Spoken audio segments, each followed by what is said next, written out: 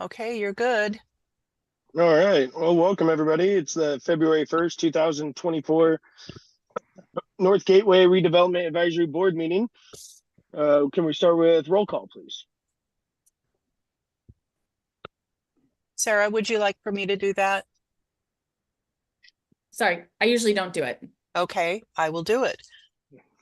Jared Martin. Here. Nate Levin. Here.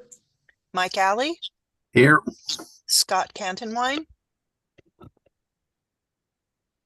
I am here. Good morning. Thank you. Morning. Deacon Lucas, Here. excuse me. And Mike White was questionable. I don't see him yet on the call. Okay. You have a quorum. Can we start with a motion to approve the agenda for February 1st? So moved. Second. Second. All in favor, say aye. Aye. All opposed, say nay. Agenda approved. I would put forth the motion to approve the minutes from the November 2nd, 2023 meeting. Do I have a second? Second. All in favor, say aye. Aye. All opposed, say nay. Okay. Approval of the minutes. Motion passed. Okay, we're going to start this morning with elections. I would like to keep my board chair seat if someone would like to motion that I keep it. Is that correct, Sarah?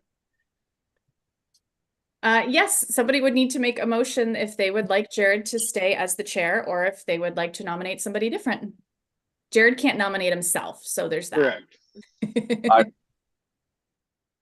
I will move that Jared Martin remain in the chair of the Northgate Urban Renewal Advisory Board. Do I have a second? Second. All in favor, say aye. Aye. All opposed, say nay. All right, I keep my seat. Thanks, everybody. Appreciate it. We do need a new vice chair. Would anyone like to put their name forward as far as anyone interested in being vice chair? I would. Okay. I'll put a motion forward that we elect Deacon Lucas vice chair. Do I have a second? Second. All in favor, say aye. Aye. All opposed? Motion passes. Deacon is now vice Sweet. chair. Awesome. Hey guys, I gotta warn everybody, I was supposed to be in CPR class this morning, and so I kind of have to rush through this stuff, which is like the worst meeting that I have to rush through because it's about our budget. But I just got to give you a heads up. I do have to take off early because I have to be in this CPR training for my job. So let's go ahead and get moving on the fiscal 2024-2025 budget recommendations. I believe everyone received a copy from Sarah of what is put forth. Is that correct, Sarah? Correct. So in your packet, you should have a proposed budget and then the usual backup documentation. So there's an update of sort of all the projects that the board had identified as part of the maximum indebtedness process that we always sort of update at the same time of year, along with the quarterly update of both of our grant programs. So the way that we're kind of going to do it this morning, taking into account Jared's time, is Michael Brown, who is our finance manager, will be going over the budget, and then we can answer any questions. And then after we get through that, then I'll go through and do the updates of all of sort of our MI projects and you know, things that are happening and whatnot, just so that we can allow Jared to not fail his training this morning. Sorry guys, they literally told me this morning that they moved it. So I didn't know till 7 o'clock this morning that they had moved it. So anyway, I will hand it over to Mike Brown, who's here. Yes. Because you're already sharing your screen. Good morning. I love the efficiency, so I will try to keep it in the same vein. So you've got $31 million of resources for next fiscal year. You've got $17 million worth of planned projects, which leaves you $14 million of ending fund balance that could be applied to other projects. If you go down to your max indebtedness, after we do the de jures this year, you will have about $3 million left in max indebtedness. So in March of 2025, about March of 2025, March of 2026, you will have reached max indebtedness. So that concludes my presentation. Oh, awesome. So I would like to point out a couple things that you guys are going to be approving besides just the MI information. As you will see, I'll just run through these really quick. Project coordination and support, that's not something that we really control. It's everyone feeds into this that might do work in the URA. Next is the ICAP. Once again, that's internal services. So that's legal, finance, anything that supports the URA. We also don't control a lot of that. The next two items are board items. So you'll see the rehabilitation grant program new allocation at the 1 million. That's our standard capital grant program. So that would be 1 million of new dollars. And then below you'll see the rebudgeted. So right now we have about 1.1 still remaining. We're seeing a lot of activity. We'll go over that here after we get through the specific budget portion. So that would leave us with a little over 2 million to go towards our standard grant program. The infrastructure grant program. So once again, this is separate funds. These functions are eligible through the regular grant program. But several years ago, when we had such high interest and we were running out of funds, we wanted to set aside money in case people started on a project and then realized that they had an infrastructure issue, water, sewer, things of that nature they weren't expecting, and we might be able to help them out. Under that is our affordable housing grant program. This is sort of the last 300,000 of this specific earmark. Once again, these functions are eligible under our standard grant program. The bike ped path rebudgeted. This is something that the board approved design for probably 6 years ago, just to make sure that there was money held. So this is for design. The idea is to improve sort of bike ped connections in the URA area. This would be in partnership with Public Works, and we can kind of talk more in detail about that once we get through this portion. But there are some funds that the city has actually recently come into. And so I do think that there might be some partnership opportunities to potentially start looking at some other options in terms of what this could be used for. 2640 Portland Road site development. So this is to go towards the development, pre-development work really of 2640. So that's the former Zamora site that we own. Just as a reminder, we're currently doing a market analysis right now, along with the development feasibility study. So these funds could be used to do site prep work. They could be used as incentive. They could be used for a number of things. So there's sort of placeholder once we figure out what makes sense for the site, how we want to utilize those funds best.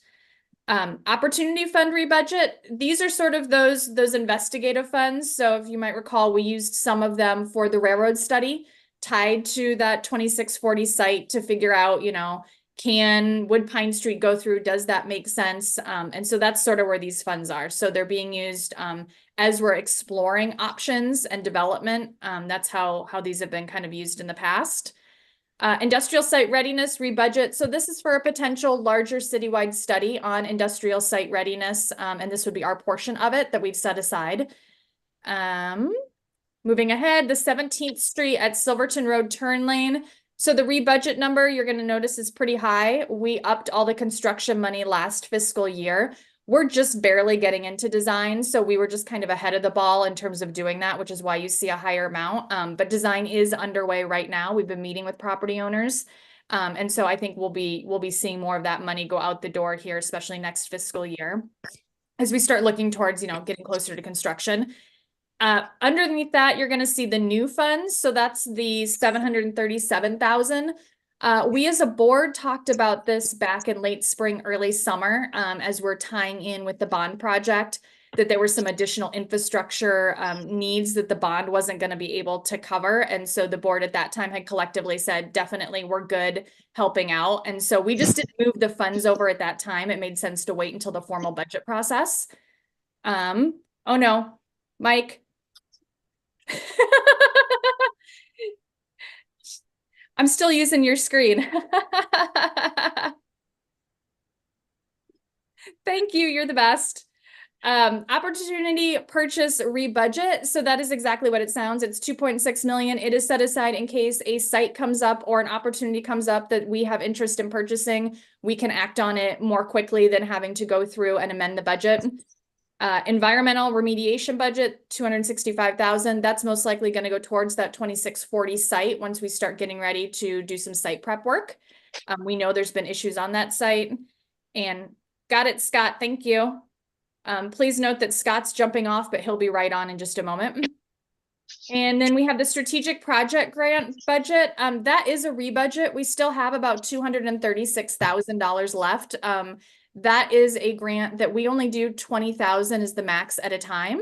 So although we are still seeing activity, it has definitely slowed. I think we're getting like one application sort of every 2 to 3 months on that one. So at this point, it didn't really make sense to put new money into it. And the new money would have to come from some other future project that we have in the queue.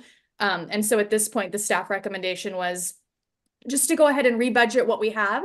And then if we start seeing activity is really picking up, staff would come back to the board and we can always discuss whether or not to add more funds into that at that point in time. And then the last item you're going to see is the updated market analysis for 2640 Portland Road. And that should be complete this fiscal year. I think we should probably have an update for everyone late fall or late spring, early summer.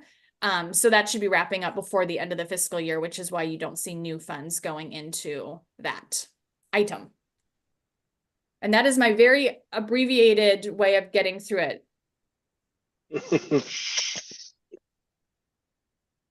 Well, thanks, Sarah. And so did Scott get back on? Do we need him to vote? Let's see. We have, as long as we have 1, 2, 3, 4, we have Nate's logging, or Nate's about to be back. Nate's on. So yeah, we're good. We have 1, 2, 3, 4, 5. 1, 2, 3. Wait. Yeah, we're good because we have 4 out of 6. Sorry. Okay. Does anyone have any concerns, questions, anything they want to try to think about moving around about this budget? Yeah, hi Jared, it's Mike Alley. Just a quick question for Sarah or Mike.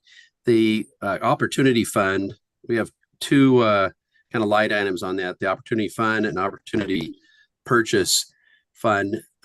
It seems a little vague compared to the other line items, or seem to be a little more specific. For other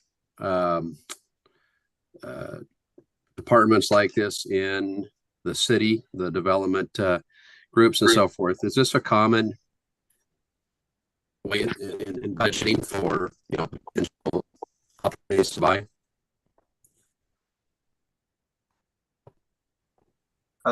Yes, I'll take that one, Sarah. Yes, it's very common, particularly on the URAs, to have something, a line item essentially that just says an opportunity that can't be anticipated at the moment, but want to reserve budget authority to exploit if it becomes available. So, you know, because there's kind of 2 components. One is you have to have cash, you have to have money on hand. And then secondly, you have to have the budget authority to spend it. Great. Okay. Thank you. I just wanted to see if that was in alignment with other URAs. So appreciate that. And Mike, the one thing I will throw into is in general, with especially like with the Opportunity Fund or with the Opportunity Purchase, if we were moving ahead on using some of those funds, we're coming to the board to let you know. So, you know, when we started looking at, you know, the 2640 and it's what we need to do, you know, rail, and we need to do an analysis, it makes sense to come from that source. That was one thing where I made sure that I come and I let the board know. So it's still pretty transparent. We're not pulling from things without letting anybody know kind of where it's coming from or why. But yeah, like Michael said, we run into, and I think, you know, this board and has been really good about being proactive in terms of how we've budgeted in some of the conversations we've historically had, because we have run into those times where it's like, oh, this would be great, but oh, we don't have any money and it really doesn't fit an existing line item. So we need to now, you know, come back to the board, and then we need to go to the agency, and then that, you know, could delay things, you know, 4 or 6 weeks, depending on the timing of everything.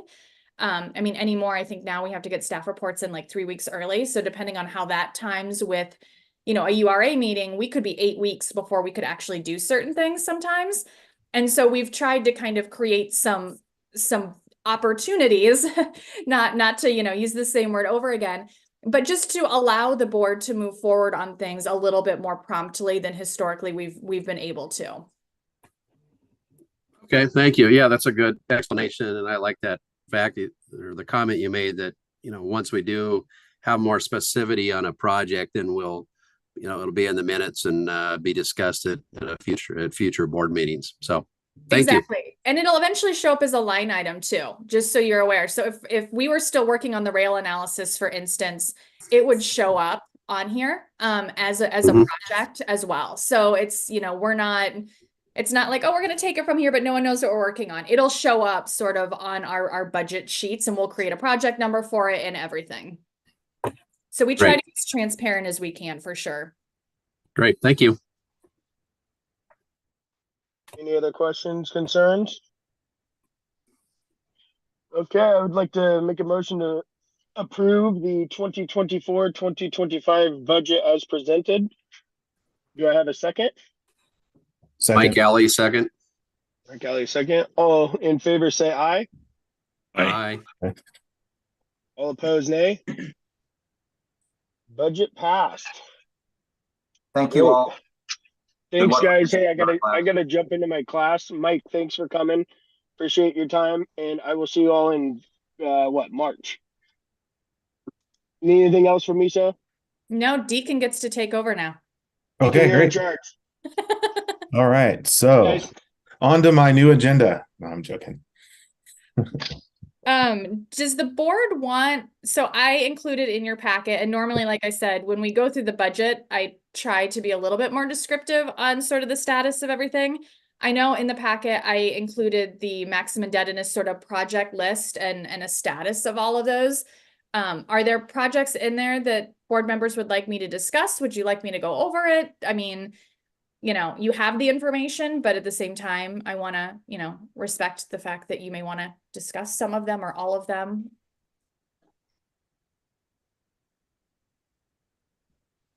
Anybody?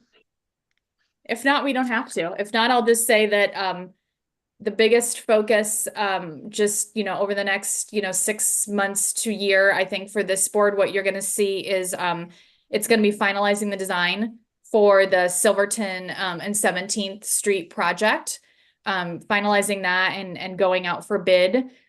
We are partnering and leveraging with the bond project. So we'll be getting, bigger project updates from engineering on that. We have, as I mentioned during the budget conversation, we have been meeting with businesses sort of in that Silverton 17th intersection area to start talking about access and how the turn lane might impact and things of that nature. So those conversations started like November, December. And so we're already working with folks to make sure that hopefully, we're not impacting things in a negative way. So I expect here, hopefully the next few months, we'll have, another design update to be able to share with the board. The other thing, that's going to be the focus is, as I mentioned, we're in the process of completing sort of the market analysis portion of the 2640 site to just get a better sense. I mean, we knew what made sense for development back in 2017, 2018. As we all know, the market has changed, the needs have changed, costs have changed, interest is an issue. There's a lot of different dynamics that are affecting construction right now. And so the market analysis portion is almost complete. I have weekly meetings with our consultants on that. And that information will then be used to come up with some different development concepts to start looking at what would be feasible in terms of the land and the zoning, but also from a market standpoint, what would be financially feasible in terms of development. Part of this also is there is a blind sort of component where the consultants are doing a lot of developer outreach. I will never know who the developers are. We will never know in the report.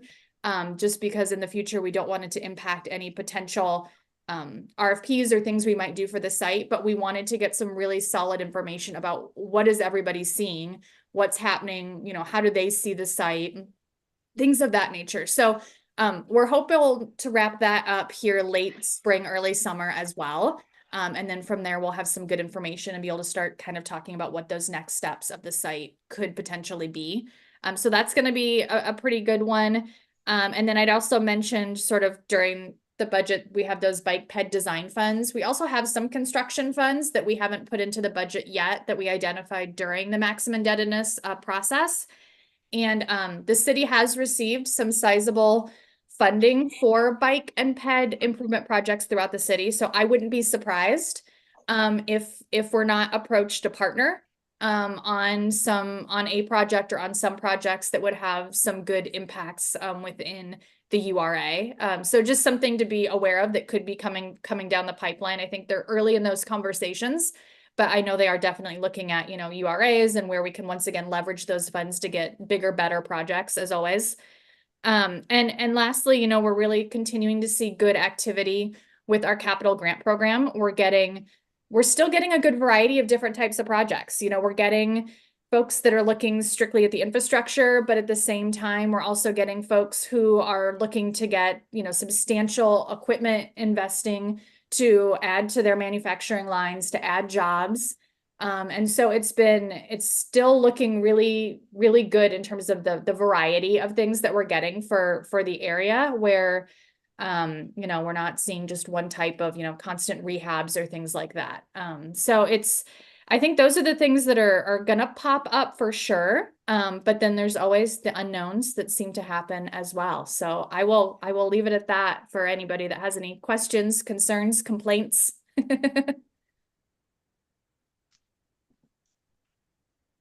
No questions for me, Sarah. Thank you for the summary and the run through. Good report. You're quite welcome. And always happy to bring information back too. I mean, if there's ever times that the board would like info on certain things that we haven't talked about in a while, I mean, we always do it at the budget, but I'm always happy to bring information back at any point in time when it might be of use to the board. I think one of the things that has been meaningful from my perspective is that seeing the list of budgets, we are in California at the time in a motel room, and that's my dog saying that she'd really like to go outside. Or there's somebody outside that she'd really like to chat with, right? Anyway, so seeing the distributions and the commitments has been a real plus. The other thing that I have done is that I have encouraged multiple property owners to have that discussion with the city as far as applying for and considering projects and improvements that can come under the umbrella of the urban renewal capacity. That's huge. Anyway. No, I think that's fantastic, Nate. And hopefully, we can only get out to so many people. We try to get the information out, but we don't always know who's going to do a project or who's interested in purchasing something. I mean, we try to get information to the brokerage community, but that's, if you know of people, definitely lead them in this direction. And I think the other thing I would say is, we have our grant program, obviously, and it has its restrictions. But in the past, we have had people come to us and ask for more, excuse me, if they have a project that's going to have that higher level of investment. Downtown has done it on a couple of different, projects where they've been able to do, a grant for $749,000, sort of staying under that bully because of the level investment, because it's including housing, because it's including jobs. Like, they're able to hit a number of those markers where you can justify that higher level of investment. And it is more of a process. For some of the board members who are newer, we haven't had one in a few years, but we did that numerous times with CTEC. We've done it in different ways with other projects for Redwood Crossings, for example, the affordable housing with wraparound care. We purchased the site and then we were able to sort of sell it to them. So there's other options that we can definitely go through. But for those grants, I mean, if it's a really big project and it's going to meet a lot of those different markers and they want to bring it to the board and it's something the board really supports, all it takes for us is really taking it to the agency. So, you know, the 300 is the max for the standard grant. That's the one that it's administratively done. It doesn't require, you know, any additional approvals. We do everything in-house. But it doesn't mean we can't put more into a project if it's going to put more into the community. So I think that's a great point to make, Nate, for sure. I just as far as community outreach, there are a couple of groups that might be worth having a conversation with that cross a lot of boundaries in the community, and the brokerage community has a monthly, it's referred to as a high tide meeting, and it's there's a normal presenter, and then after the presentation by whatever entity or group or organization, then there's a presentation of wants and needs and listings and that kind of stuff, which is pretty standard brokerage stuff. But I would suggest that you chat with someone like Kurt Arthur at Sperry Van Ness. Yeah, I know Kurt. Maybe an easy contact to set up for the next meeting for a 10-minute presentation, just to be able to do a handout. And normally there's some very good attendance. Okay. Yeah, great. No, and what I'll do is I'll talk internally, because maybe where the value is, I mean, is sort of more globally. I mean, we have North Gateway, but we also have grants in West Salem and Riverfront and other opportunities. So yeah, I think that's a great idea. To start talking about, you know, maybe trying to The get reason back out. why a broader reach for urban development might be of interest, because I've been approached as far as participating in a major downtown redevelopment, which is going to include almost 4 city blocks. Mhm. And that are existing, etc. And this would be a redo of shopping, commercial and retail space that would be tremendous as far as the city of Salem's redevelopment goes. And it would also include some potential office and housing upgrades in existing space. So that kind of conversation and saying this is what's available in the urban development boundaries may be very interesting to a lot of folks.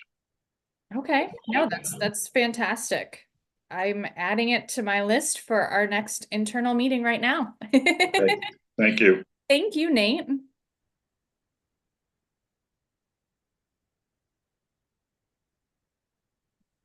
Deacon, you're the man in charge.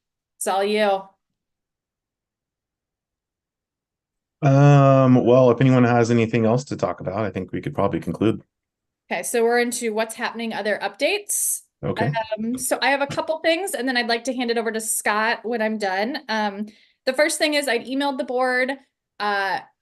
Our urban renewal team did do an informational presentation to the agency board at the last agency meeting. So that was a week ago, this past Monday. I just wanted to give everyone a heads up it was happening. We never know what's going to come out in terms of what type of update was supposedly being given. But it really was just a very high level. Here's the status of all of our urban renewal areas, some of the accomplishments over the years, the things that we're working on. It wasn't any policy direction or anything of that nature. It really was just a, hey, we haven't checked in a while. We just want to make sure everyone knows how well all of our urban renewals are doing and the great, you know, things that are contributing to the community. So that was sort of the purpose behind it, but I just wanted to make sure everybody knew what was happening in advance. And at the same time, just sort of touched on it as well. Just so everyone was in the loop and didn't think that there was some new direction or something happening that isn't. Secondly, we still have some positions that are vacant. I'm hopeful that a few of our applications will be moving forward to council here in the next couple of weeks. The committee that decides which ones move on actually just met the other day, so we're waiting to hear back on that. But we do have some vacant positions, including business property owner. So if you know of someone who would be great for the board, we also have a couple residential ones. You don't have to live in the URA, but you have to live close to the URA. Please let them know. I've had conversations with some great folks in our urban renewal area, and you know, they're all super eager to apply, but everyone gets busy and I completely understand it. So I just want to keep pushing it. If you know of people that would be you know, of value and that would be interested, please let them know. We'd love to have them. And I'm always happy to have conversations. If you know of people that are, you know, on the fence or would like to learn more, please feel free to send them my way and I'd be happy to chat with them. And then lastly, I just wanted to acknowledge to the board, you know, one of the big topics I think that everyone's heard about is obviously the city has a revenue task force that is now meeting to start looking at ways to solve the general fund gap. And it's my understanding over 100 people applied. And Scott, who's on our board, was actually selected to be on the revenue task force. And so I just wanted to kind of turn it over to him to sort of provide an update to the board on sort of, you know, what that means and what it all, you know, involves. And, you know, also to let you all know that you have someone right here who's going to be kind of in the mix of everything. So, Scott, I will hand it over to you, my friend. Great. Thank you, Sarah. Good morning, everybody. Yeah, this is a fun adventure. We had our first meeting earlier this week. It was kind of more orientation, process education, quick and dirty dive into Robert's Rules of Order. So we haven't gotten to the meat and potatoes of the issue yet. But obviously this is a big issue for the city. A lot of impacts for both residential side, business side.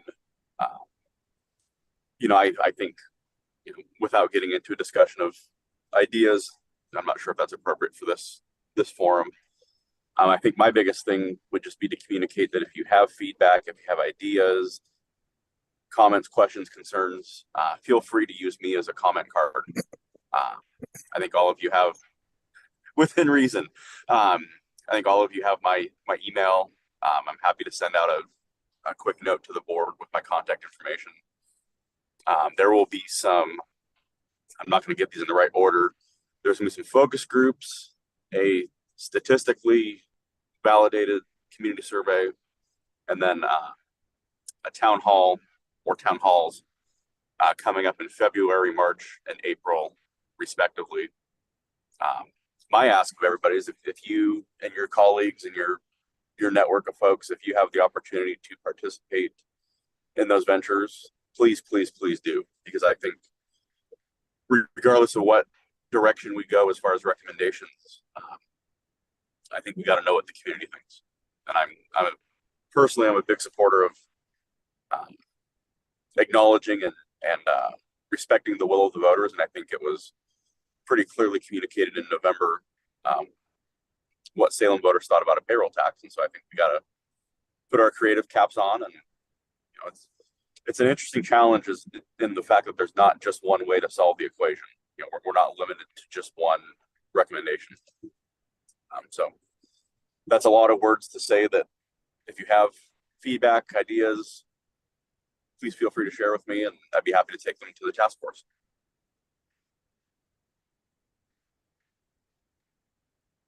If there's any questions today, I'm happy to field those. Happy to do what I can. That's great. Thanks, Scott. Does anyone have any questions for Scott at this time? If not, I'm sure we will be bugging him for regular updates as well. But yes, I think everyone has his information. Scott, I know I've forwarded out the information on the focus groups to the board members. I know I heard from some of you that you've already signed up.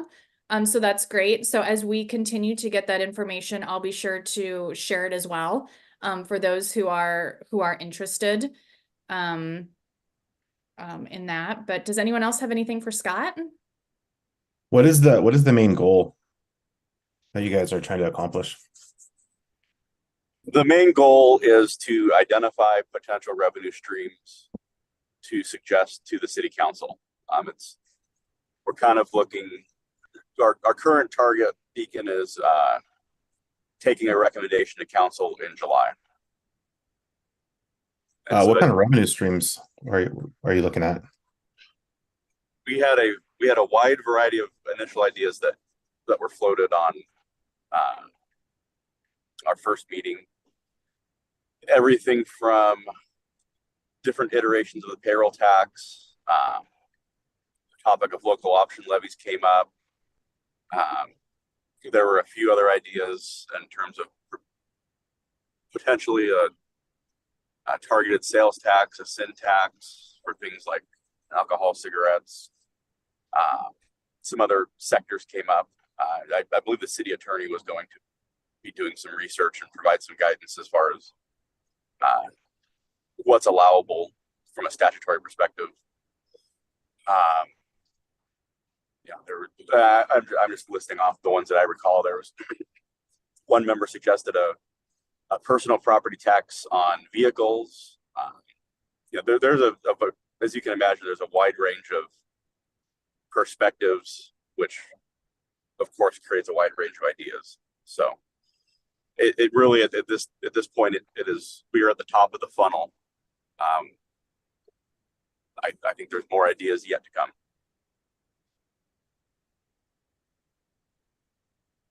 Great.